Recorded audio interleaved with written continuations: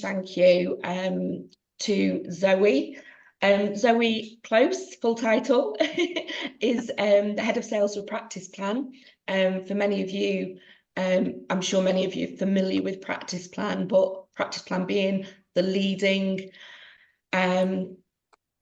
providers of membership plans in practice. I think you've been going the longest as well, Zoe, is that right? I think I'd be lying if I said we were. I think Denplan might just pip us at the post on that one. But yes, I think we're in our 28th, 9th year, it might be actually. I think it's 29th actually. I think next year is the 30th anniversary of the Practice Plan. Started in 1995, so absolutely yes, my maths is correct. So yeah, 30 years next year. That is amazing. I mean, I remember we joined Practice Plan, we converted in 2003. Yeah. So that's a good relationship, I would say. Josie was absolutely amazing. I was very, very pregnant. She wouldn't let me go on maternity leave until we got a certain percentage. So that was good fun. That was very good fun. Well, Josie's still with us, so which is great because we've got we've got such a long-standing team members. It's brilliant for me. I mean, I feel quite in my youth at Practice Plan. I've been, I think I'm just going into my 9th year. So it sounds quite a long time, but it's still feels quite in its infancy compared to some of the people. We seem to keep people a long, long time, which is absolutely brilliant. It's been a great for me, leading a team. It's been remarkable really to have that. And I think that's the feel that I get when I talk about Practice Plan. It's an absolutely amazing thing to have in your practice, but it's the extra support that we have as well. And Chris, for those of you who don't know, Christopher Baker, who's down as Samantha Schultz up there. Yeah, I was going to say, for those asking, Samantha's not let herself go terribly over the weekend, but she can't make it here today, so I'm substituting for her. Yes. So Chris, as part of the association, is honorary president. So Chris also runs Corona Communications and looks after lots of our PR and marketing and such like. So Chris always joins us because he's always got a really good view on what's going on out there in practices as well. Chris, did you want to start with a question for Zoe? We can come to lots of Q&A at the end for those of you who've got specific questions. Yeah, I'm happy to kick off. I mean, welcome again, Zoe. I just wanted to kick off with kind of an idea of how you can support teams through change, because I can imagine for PMs that they're making the leap, and that's a big decision in itself, of course. And so for teams, they're going to have concerns, worries, all those kind of things, which I imagine require quite a lot of management. I mean, what are your thoughts on that, and how you can help support them through what are probably going to be big changes, I suspect? So I suppose because you were sort of referring to possibly coming out of the NHS, moving into the private sector. I mean, it's no secret there's a lot of movement. I mean, previous to this role, I worked in practice looking after groups of practices, so I had the experience of actually being the other side of the table, so to speak. So actually seeing that process and what's needed and what's actually needed, not just for the dentists or the patients even, it's what the team need. So I'd like to think that we've got it pretty down to a fine art at Practice Plan, considering all of those aspects.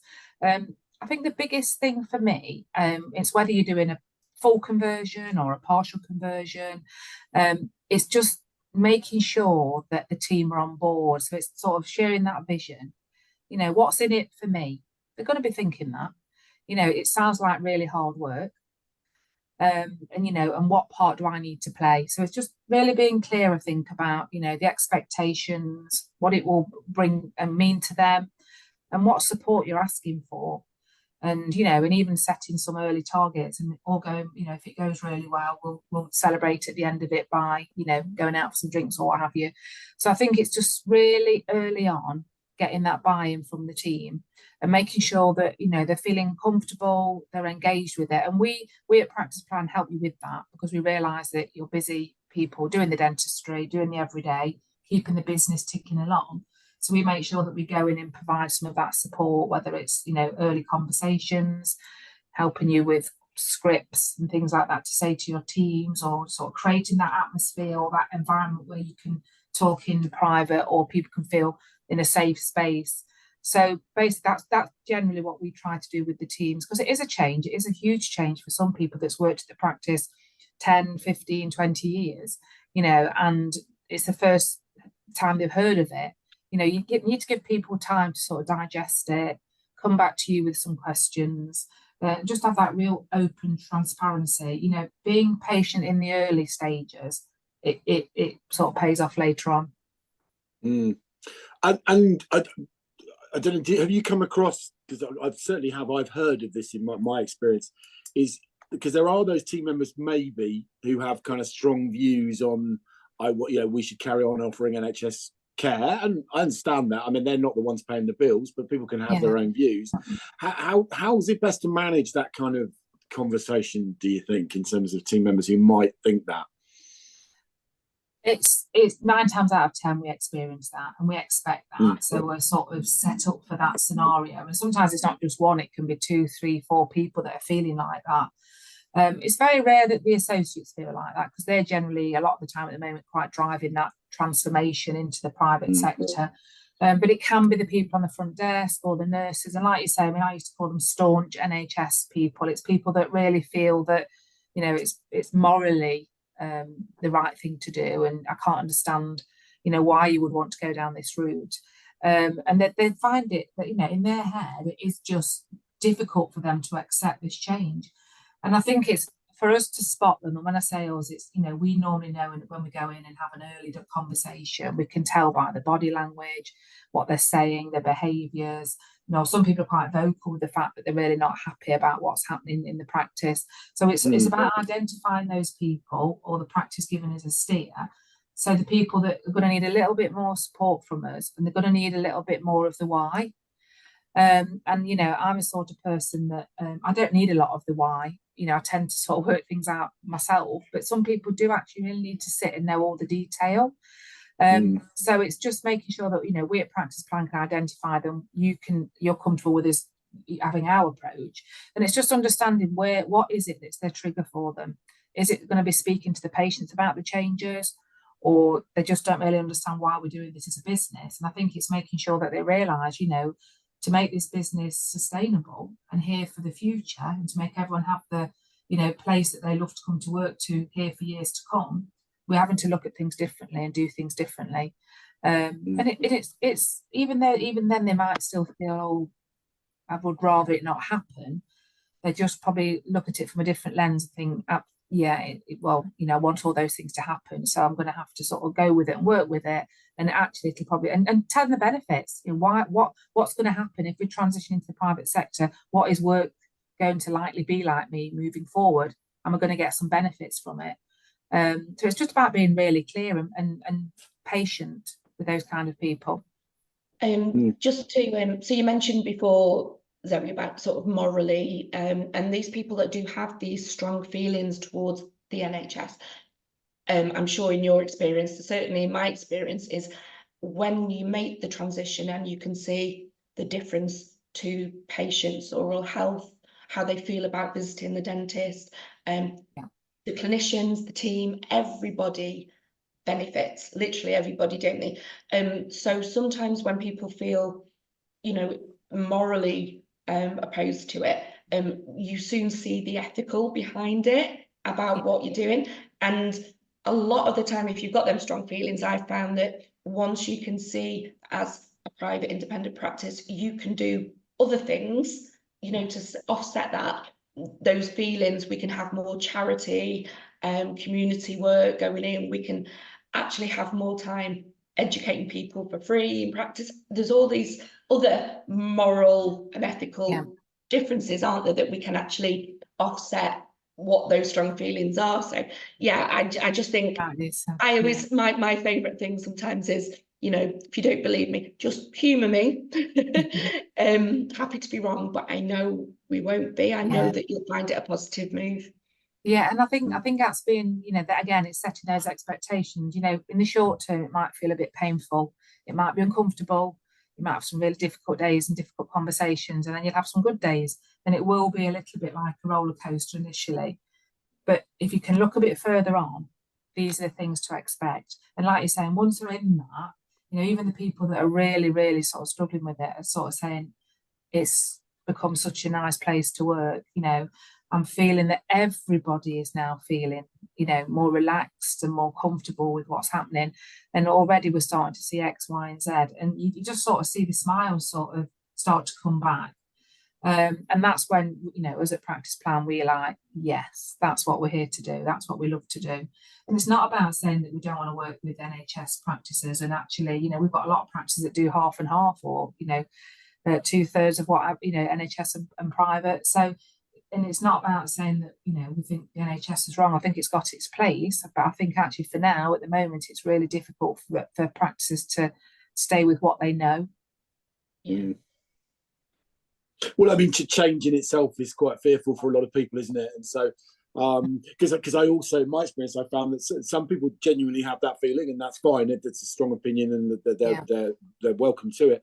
But some people can also use it as something to hide behind, as to, I don't want to do this differently, or I've got to change the way my day works, or I don't want to have difficult conversations. And there will be a few difficult conversations out there, won't there? You know, but it's, they don't want to do it, and I understand that. Sometimes we all want an easy life, but yeah.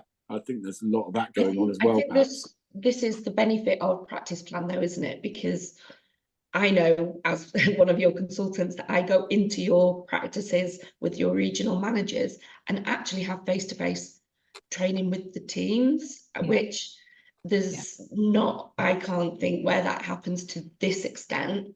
And the teams really appreciate that. You know, this isn't about owners trying to save a few quid. You know, this is about the investment into your team. You know, you're expecting them to do a job and do the conversions, but you've got to give them the skills to do it, because it's brand new to many people. And I think that feeling of someone at the end of the phone to say, okay, we're getting these X, Y, and Z challenges, for your guys to be able to go, that's okay, that's normal.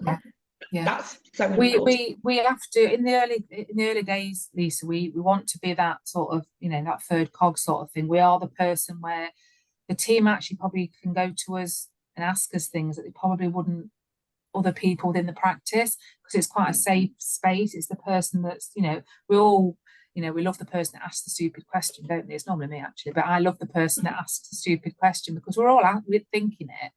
And I think that's the thing. It's about making sure you've created that safe space, and we're that safe space, you know. So in the early days when we're doing a full conversion, for instance, we will be in the practice that first week, probably full time, if not, you know, 2/3 of that week, because we want to make sure that all the training that we've done is embedded, and actually the patients are getting the right conversation, and the team themselves are feeling quite just really excited about what's happening, because it can, you know, you can have a lot of fun with it as well, and you can sort of set some little early sort of challenges. So it's like, I think for us at Practice Plan, we want to, you know, we make the difference, I think, to the conversion.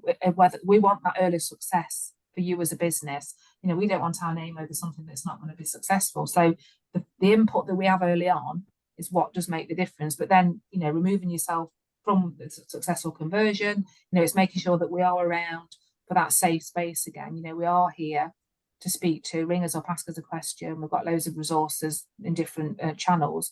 But, you know, we are the face that you'll remember, you'll recognise. You know, we solved a problem, and we want that to continue. You know, we want to keep adding that value. Absolutely.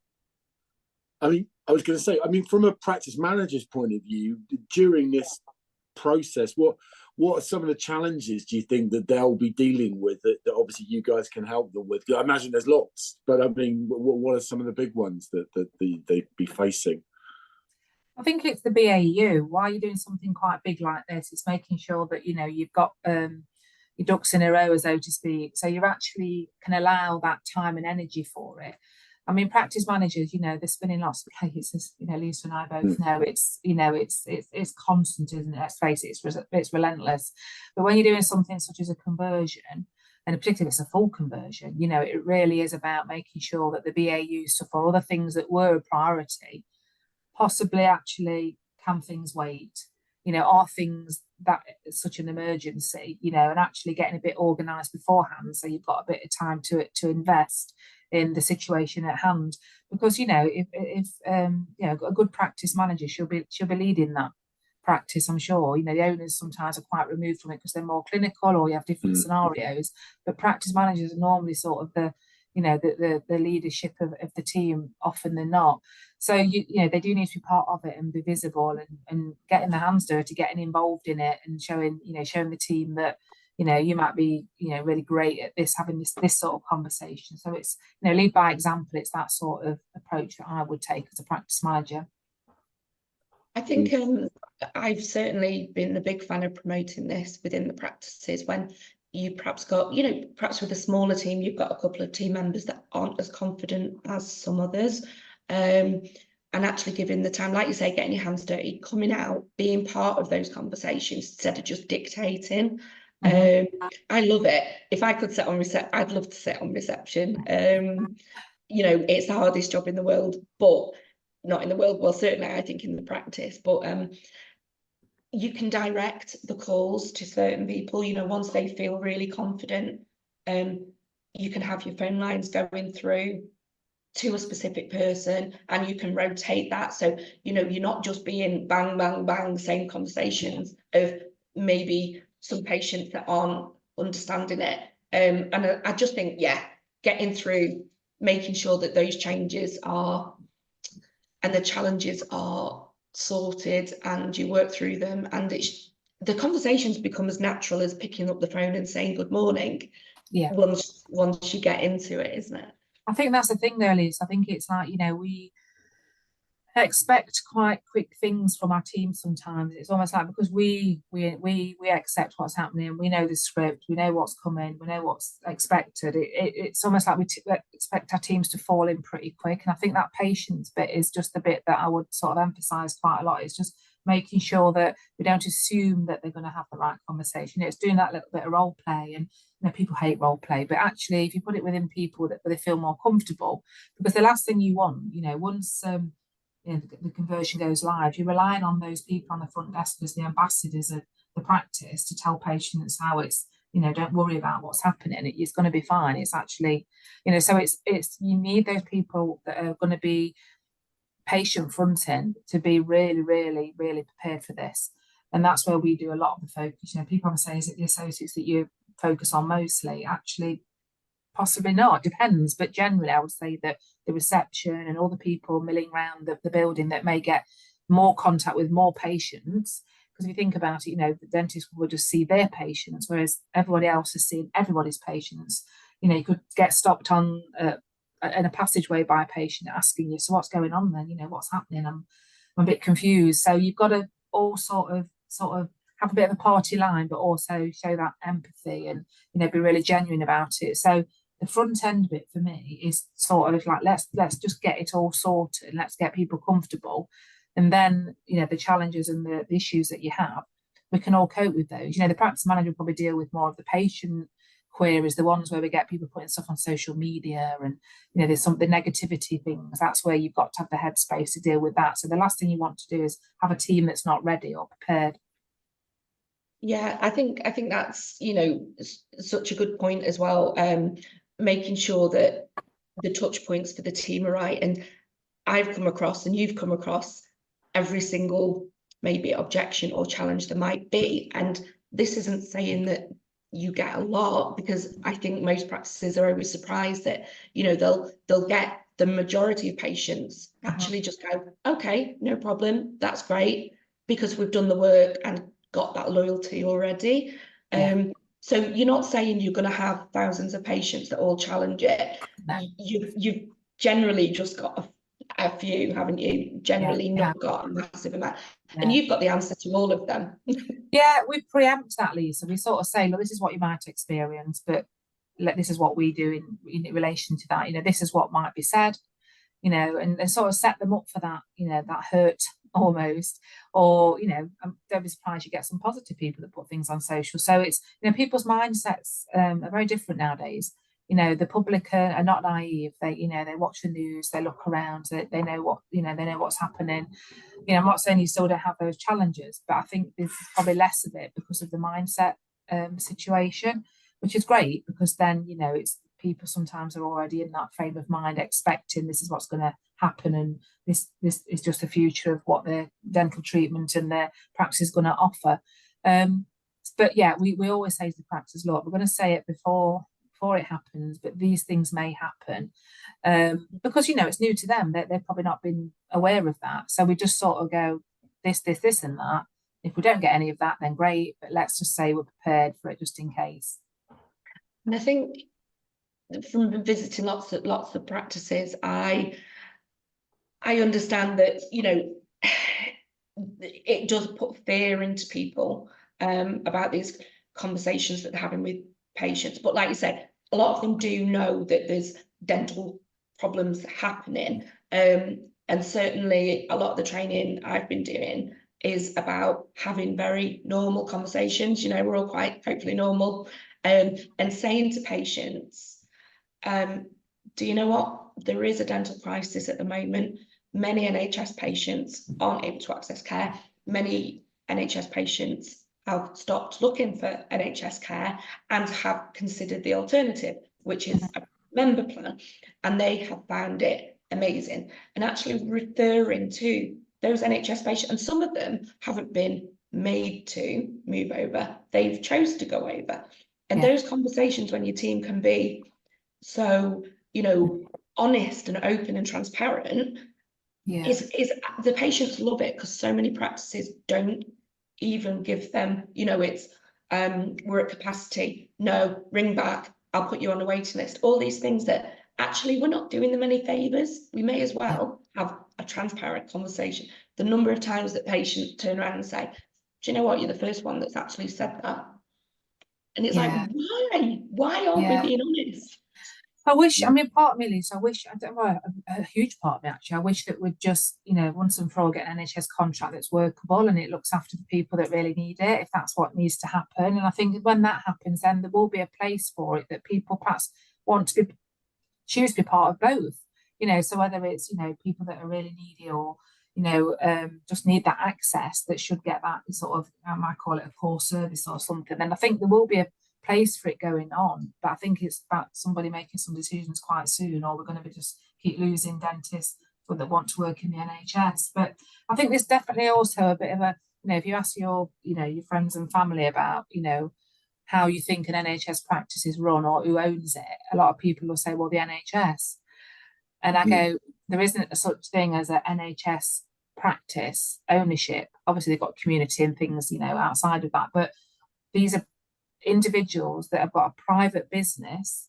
They've opened a private dental practice, as in it's a private business, but they're choosing to work under an NHS contract, and hopefully deliver that, and hopefully to be profitable and a great place that they can continue with. But the minute it's become difficult, what they're saying is, I'm going to have to rethink about how I, you know, keep this business afloat. And I think that's where I think patients get really confused, and I don't blame them, because you know, for years, I think, you know, it's amazing how many conversations I've had, just that conversation, to explain to people about the fact that no, it's not an NHS practice, as in it's like a hospital or it's like an owned business. It's, you know, we're choosing to sort of tender and work under that contract.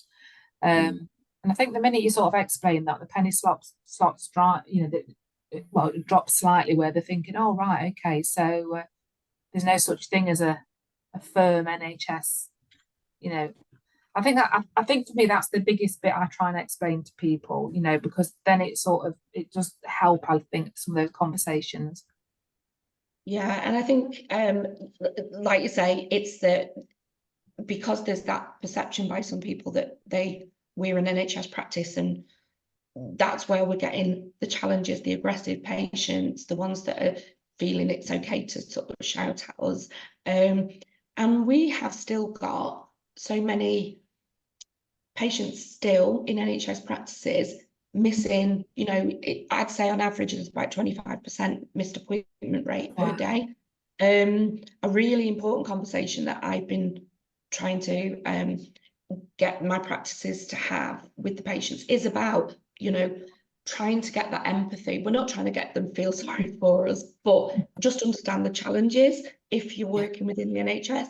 So the conversation that we've been having is, you know what, we've actually hung on to provide NHS for as long as we possibly can, when many others have given the contracts back many, many years ago and a lot more recently. And we were really proud that we were able to keep it for so long. Yeah. However, we are at the point now where we feel it's impacting on patient care, you know, and that conversation is quite powerful, and they kind of go, oh, good on you. Yeah. And I think, you know, that's a great way of putting it. I think it's quite emotive, and it makes people think, crikey. So I've been really quite lucky, actually, that they've managed to deliver, you know, NHS care for so long, and that's really great. And I understand there's a crunch point. And I think most people get that. Even if they get it, they might still feel a bit like, well, I wish it wasn't happening. But once you've got over that, you know, people had only sort of challenged and kicked for so long, and then they sort of get into the rhythm of it. And what you end up with is patients that really prioritise looking after their dental health. So these patients that fail to attend, or DNA, whatever you call it in your practice, Lisa, but it's, you know, that's because these people are possibly, not all of them, things happen, things crop up, and that's why people fail, but generally it's not a priority, it's not the top of their list or within that, you know, 5 or 10 things that they're thinking about. But I think once people are either, you know, a private patient or particularly on a membership plan, they are really bought into, yes, actually attending twice a year, having someone look at my mouth more regular, I've got a better chance of keeping my own teeth and, you know, things being spotted sooner. And I really buy into that, and that's what I would like. So it's you know, it's we're all different, you know, we've all got different priorities. And, you know, lots of people say to me, well, isn't dentistry expensive? I say, actually, I think it's quite reasonable compared to having my roots done every 6 weeks. All that. Yeah. But, you know, I keep having it done because I don't like grey roots. It washes off after 6 weeks, I have to keep going again. So I think, you know, it's where your priorities are, what you want things to look like. But yeah, I think, I mean, you know, we all spend hours with members of the team trying to get them in that comfortable position, and having those conversations. The more you can get behind that as a team and feel comfortable with it like we do, of course, the greater the success. But, you know, that's what we're there to do. You know, we're there helping them throughout the weeks, and, you know, picking up that phone when they get that challenge that we've not heard for a while. But, you know, dentistry, I mean, I've not worked in practice now for 9 years, and I can honestly say the headaches that I left are still there. There's not a lot of change. So it's just making sure that, you know, we've covered most aspects of what the team need. And in terms of then, obviously, the practice managers are quite often, one of the leaders in a dental practice, and often, as you've alluded to, have to face things before perhaps principals or associates do. I mean, is there such a thing in your eyes as kind of standards of good leadership? I mean, obviously, leaders can be different. Are there principles that kind of follow across, depending on what type of leader you are? This is a funny one, Chris, because I've led within a dental practice, I've led groups of dental practice, and obviously my role now is to lead a field team, helping our clients and practices. So I think you're built as a type of leader. You come with your sort of you know, your personal attributes, whether you're, you know, I know sort of do colours, red, yellows, greens and blues. You know, I'm definitely a yellow, because I'm very optimistic and very you know, probably sometimes unrealistic. But, you know, I think leaders can come in all shapes and forms. I don't think you have to be a certain personality, but what I think you need to be is true to what you're trying to achieve. So things like that, lead by example. I mean, it's such an old sort of phrase, but I think it's just so true. You know, if you see people that are doing what you're asking of them, then I think that tends to really work. I think for me, I mean, if you're broadly talking about leadership, it's about just making sure that you've got something that people can understand. It's about making people feel that their part is as valuable. It's not just about the success of the business. It's making sure that everyone's really happy with the place and the environment that they work with. You know, people don't always come to work for money and benefits. It's about making sure that, you know, they've got good equipment to work with. You know, things aren't breaking all the time. You know, you've got a plan when it comes to some social activities. You know, you've really built it into the calendar. You don't just do drinks on a Friday night because that's what you like to do, or a golf day as a day out, or a trip to Alton Towers or what have you. Let people break down into little teams. Let's just not prescribe what we think. It's that listening, isn't it? We've come a long way from years ago in practice or any business.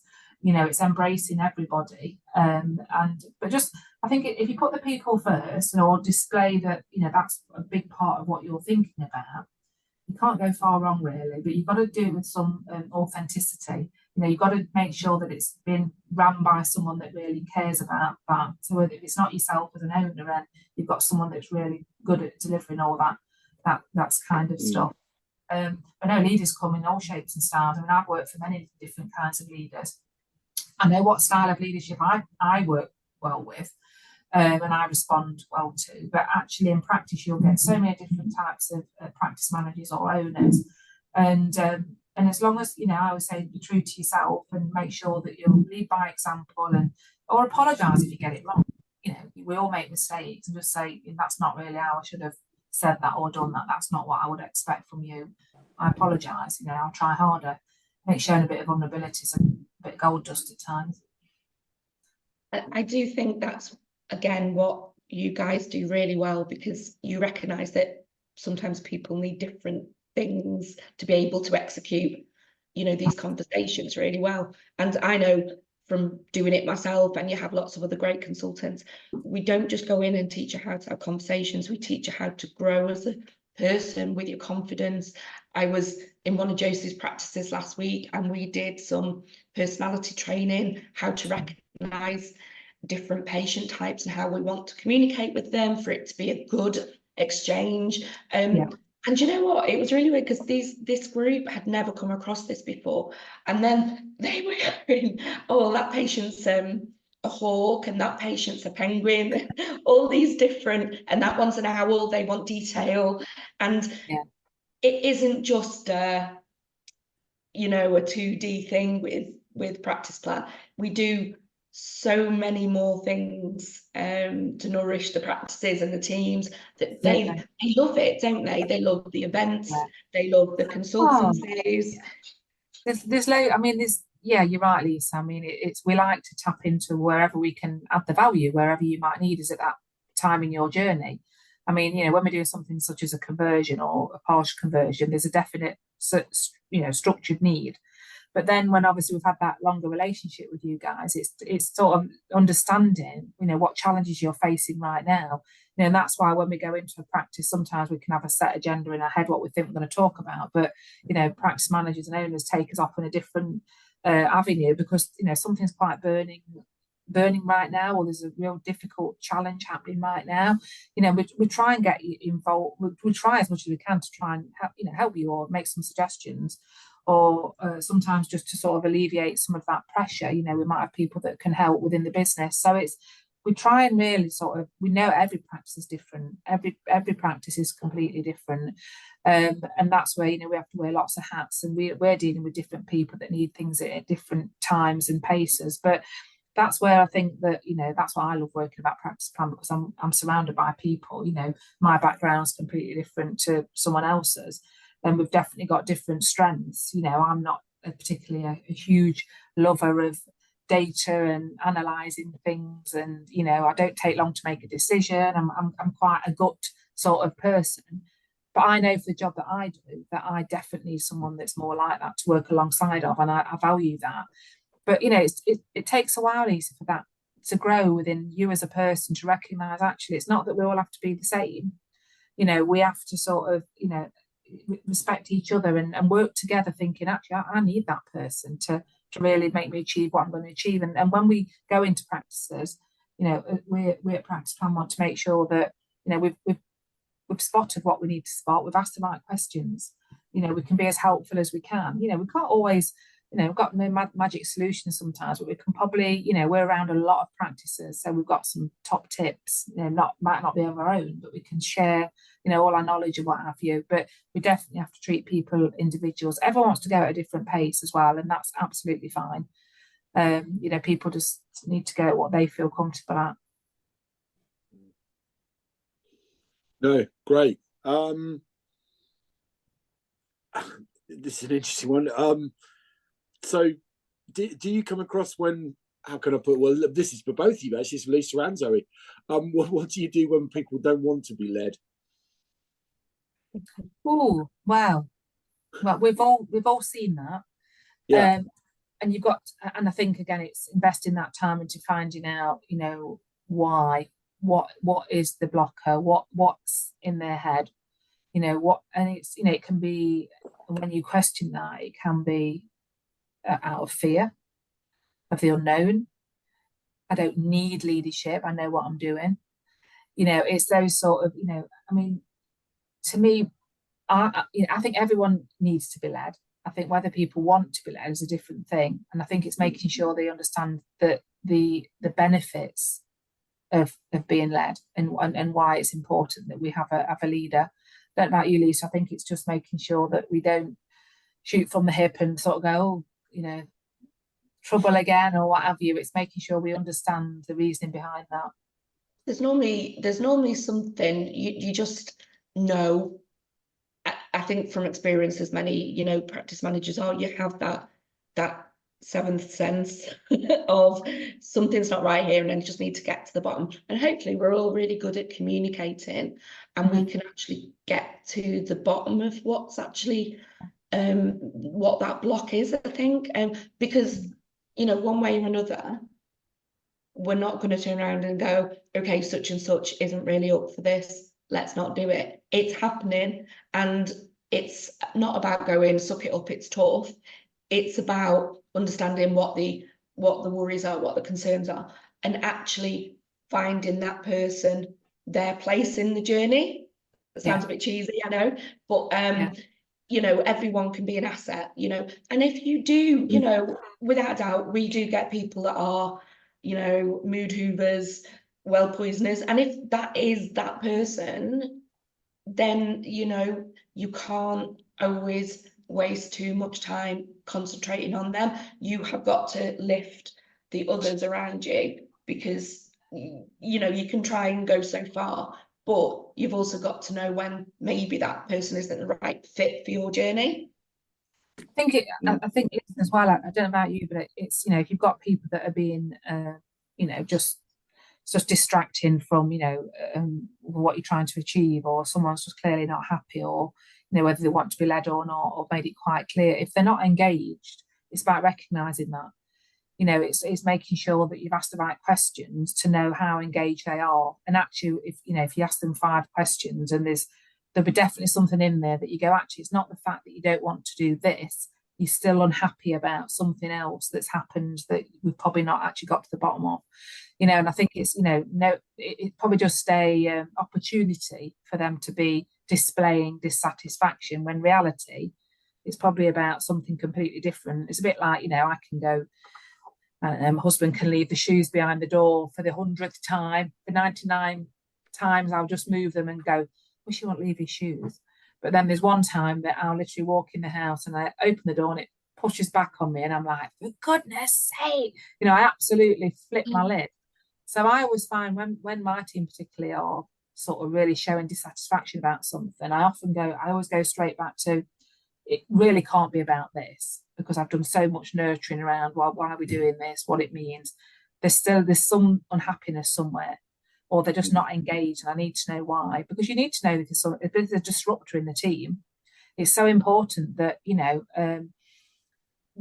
can ignore it, but actually ignoring it it'll just surface again. So and it can infect other people as well, can't it? That negative culture. If we don't deal with it, it's like, well, majority are happy with it. No, we need everyone to be on board with it. Yeah. Because it will, it's 2 steps forward, 1 back with some things. And this is where practice plan in particular really do support you with a bigger picture. So regular appraisals, how to do the right sort of recruitment, how to do the right sort of retention, staff perks, performance reviews. You've got great experts on side like Sarah Buxton who can help out, and with ADAM we're very lucky because all our members get free legal advice from Sarah, so it's that bigger picture. It's not just selling plans. It's No, that no, whole no. team thing, isn't it? Plans is just something that will give you guaranteed income, planning, forecasting opportunities, and something that the patients can really bind themselves to the practice with. And it's great for managing a business when you've got some guaranteed income and you can really sort of have that predictable sort of aspect of your business. And it's great for patients for the benefits, and how can you argue with all of that, because it just works so well. But it's not the most interesting thing that happens in practice, Lisa. There's way more interesting things, and that's why my team particularly, obviously we talk about membership, and we like any business we need to grow, but where we get the most joy and the most satisfaction, and hence why I came into it, because it's still a little bit practice life and trying to navigate those challenges. It's helping you with the other stuff that you wouldn't expect, or actually you've not bought into practice plan because of that, but you've received so much more, and it's that sort of stuff that my team get the most enjoyment from. It's not counting how many people on membership plan. That's just making sure that we've given you a sustainable business. You've got all the things that the patient needs to make sure they get the best outcome dentally for their mouth. So it's that's a win-win. But after all of that, it's just making sure that what else can we help you with? Where else are your challenges? But yeah, I mean, it's great what we do, and I love it. But yeah, the membership bit of it for me, it's almost like, oh, okay, well we've done that. That's great. We can keep building on that. Of course we will. Keeping track of the joiners and levers and making sure your costing's corrected, and making sure that it's viable still for your business. But beyond that, hopefully there's so much more we can help you with. It is. There is just so much more to it. Like you say, then that's almost like the process. It's a little bit like, when I talk to practices about converting inquiries into leads and that kind of thing. For me, if you can get the customer service right, then your profits will go up. And it's the same with plans, isn't it? You get the team right, the customer service right, and all the extra bits that make us a team. Yeah. And the plans will happen. Yeah, absolutely. It like I say, it becomes like breathing. Why wouldn't patients want to benefit from this? And it's that vibe, isn't it? It's like when you work, I walk in a lot of different practices, and you definitely get a feel and you get a vibe quite early on of, whether the team have been really well trained or whether the receptionist is really overrun and overwhelmed. And you get those early little, we're looking right from the minute we meet a potential client, where we're going to be most helpful, what things we can need to highlight or what have you. So we are like little sort of go in there, sort of try and read the signs before we know about it. But it's great what we do. I love it. I love the team bit and making teams work well together. I mean, if you get it right, Lisa, it's like having you've got that much goodwill, because you've and it when times get tough, when things get difficult, that they're the time when when you've really what you've done, the hours that you've spent and the years to build that, it's worthwhile, because that's hard to get, and that's where the effort that you put in is most noted when you really need it. Yeah, and I think COVID really taught us that. We knew it already, in all honesty, but going through COVID, it was like, what the hell? This was like, but excuse me, I haven't got COVID, I'm just poorly. Going through it, you actually, I think all of us can say we remember the companies and colleagues that helped us through it. And we've got people like Pat Langley from Appline, and yourselves and Sarah. I did a lot with COVID Confidence Forum with a panel.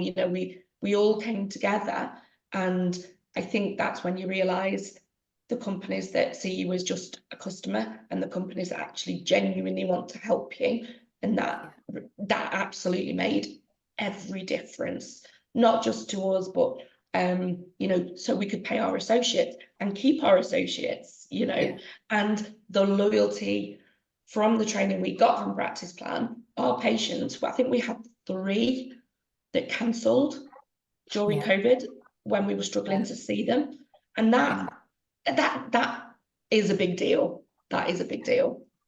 I think I'm trying to forget those COVID years, Lisa, because I think it aged me terribly. But I think yeah, I mean, we're still rippling from it now, and I think the changes that we've had to it's sort of fast forward. You know, it's like having a fast forward on a tape recorder. In the olden days, it's everything's gone a bit different and a bit faster, and the changes we're having to keep up with as businesses.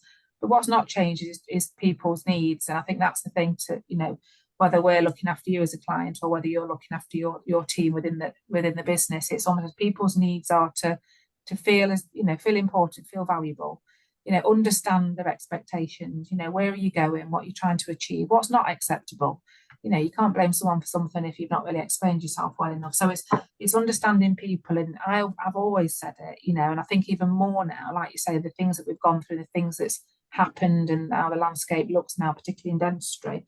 I think it's made, you know, those businesses that sort of got that right early on, or were starting to build on that, they're the ones that's probably had a, you know, more stable start back into the, you know, the normality of practice. But yeah, I mean, I always say start with the people, and you know, you can pretty much do what you want if you get that bit right. And I think, yeah, the continuous training, because as you said before, the dental landscape at the moment, it's changing again. At the moment, you know, we've had an influx of NHS practices taking the deal. So they've agreed to take on some new NHS patients per week. I think it works out one a day, doesn't it?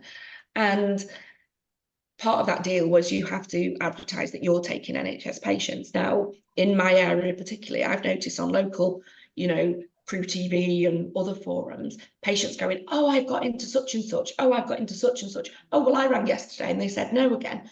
You know, because in reality, they're only taking on maybe a couple of patients. Yeah. But what that is giving us is those people picking up the phone again. Now, we can actually use that if we've got a plan. You know, we can expand on it by saying, look, this is what's actually happening. And yes, it might look like the government's chucked a load of money in it, but in reality, it hasn't changed. So yeah. Would you like me to talk to you about an alternative that many patients have moved over to? And it's just, we're not going to force them. It might be no by your.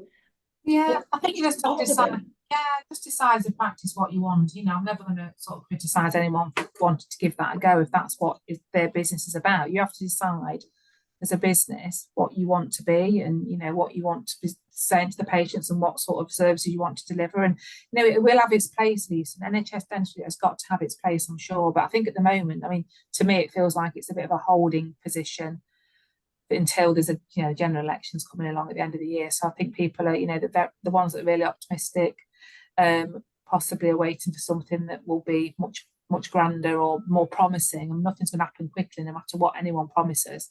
And whether it's delivered in the end, I don't know. I mean, I think for me, it's, you know, someone just being really brave to do what is right and what we can afford. Because at the end of the day, you know, we want to, you know, of course, we'd like to fix everybody and fix everything, whether it's, you know, the hospitals, dentistry, you know, all the things that people continue to moan about, and we always will, I'm sure. But someone's got to make some tough decisions when it comes to dentistry. And I think this, you know, people buying into what's happening with the extra little, you know, bits that they've added on to the NHS contract, you know, it might suit some people, but what we're finding is that it might suit the owner because they're quite reluctant to want to move away from the NHS, but it's the associates that are really saying, this isn't really for me. You know, this is not my long-term sort of vision to stay working like this. And that's the problem. I think actually they've come up with something that on paper, it probably sounds wonderful, but in reality, what that means, and when it comes down to, well, financially what it means as well, actually, I think you'll realise that it's, again, another disappointment. But I think it's just a bit of a holding thing for me. You know, reform needs proper reform. You know, so it'll be interesting. I think it's a year of, yeah, it feels a bit like, I mean, you know, I'm quite keen to see what happens, and I hope that someone does something great that will keep, you know, NHS dentistry, there'll be a place for it for some the public. But yeah, people have got to take, you know, it's do what's right for you within a business right now. Yeah. We are sort of coming towards the end. Yes. there may be some questions, and please ask questions. We've got a few minutes. But I just wanted to say thank you, Zoe, and thank you to Practice Plan for supporting ADAM, because you are one of our partners, and the fact that you recognise that practice managers need that support is really, really, really Absolutely. appreciated. It really is. Honestly, Lisa, it's one of the hardest jobs I've ever had, being a practice manager, and then managing practice managers was also equally hard, but a really nice thing to do. So yeah, I mean, it can be a really lonely place, but I think what you're doing and the work ADAM are doing, it's great, because it just it just supports them. And we at Practice Plan, we face it every day, what you people sort of have to deal with. So we're here to sort of another shoulder to lean on. Fantastic. So if anybody does want to get in touch through Practice Plan, please do get in touch with us, and we can pop you through to Zoe and her team. Is there any questions? Everyone's quiet. Everyone's munching on sandwiches in the background. Probably, yeah. If you do think of anything that you wish you'd asked, or you've had time to ask, ping us a message. We'll make sure it gets to the right people, and we'll get you around the answers that you need. Thank you, Chris. You've been a great quiz master. No problem. No, thank you very much for having me. That's good. No problem. Really good questions. They were really good questions, actually. I really enjoyed them. And thank you, Zoe. You've been an absolute star. No, I enjoyed it. Thank you, Lisa. Anytime. Thank you. Thanks everyone for joining us. Okay. Take care. All right. Thank you, everyone. And see Bye, you all everybody. soon. Bye. Take care. Bye. Bye.